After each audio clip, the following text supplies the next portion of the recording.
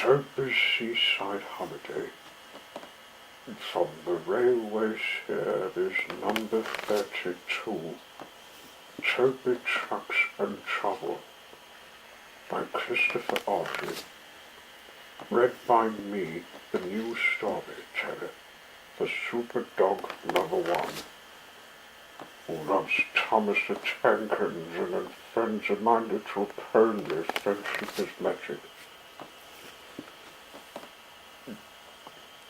The Fat Controller first met Toby and Henriette a long time ago when he was on holiday in East Anglia. Later, when the line was closed, the Fat Controller heard about it and brought them to Sodor. Before that, Toby had worked with several of his brothers in a harbour. The harbour had been busy and the engines had kept bustling about, but Toby never really had a chance to exercise his pistons properly until he had his own line run on. One day, Toby was resting alone in the shed at Farquhar. That morning, he'd heard Percy had been talking about the harbour at Knapford. Toby remembered the old days when he had worked at a harbour too. I'm too old now to dash about like I did then, he thought, backwards and forwards all day long between the harbour and the big station, with never any chance of a holiday.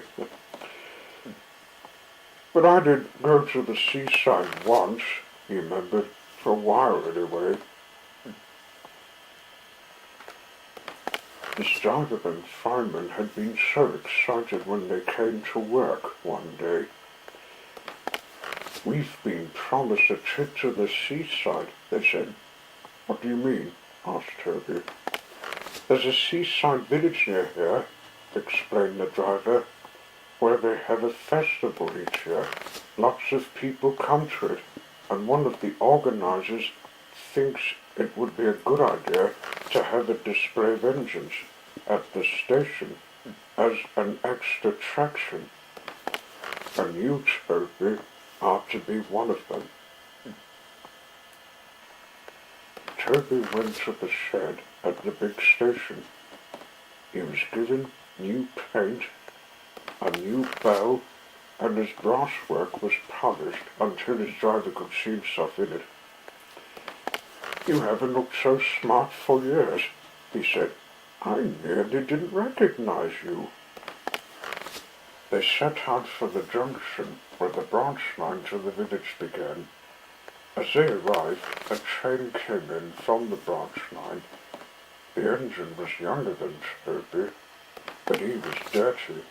His rods clanked and steam leaked from everywhere. The poor engine, said Toby. Can I help pull his next train to the seaside, please? The station master agreed, so Toby was coupled in front. Festival time is the best time of the year, the other engine said. Lots of extra trains and visitors. I expect you'll be able to stand on the long carriage siding. They soon reached the seaside station, where the station master came out to meet them. He was surprised to see Toby. He stared, frowned, and then went away, shaking his head. The next day, Toby was excited. He woke early and saw the sea sparkling in the distance. White birds wheeled and swooped overhead, making odd, mewing noises. I wonder what they are, thought Toby. I must ask my driver when he comes. But his crew arrived, looking glum. It's all off, Toby, said his driver. They say there's nowhere for you to stand. But what's wrong with where I am? Wailed Toby. I'm not in anybody's way here. It's just an excuse, I reckon, said Toby's driver, lowering his voice.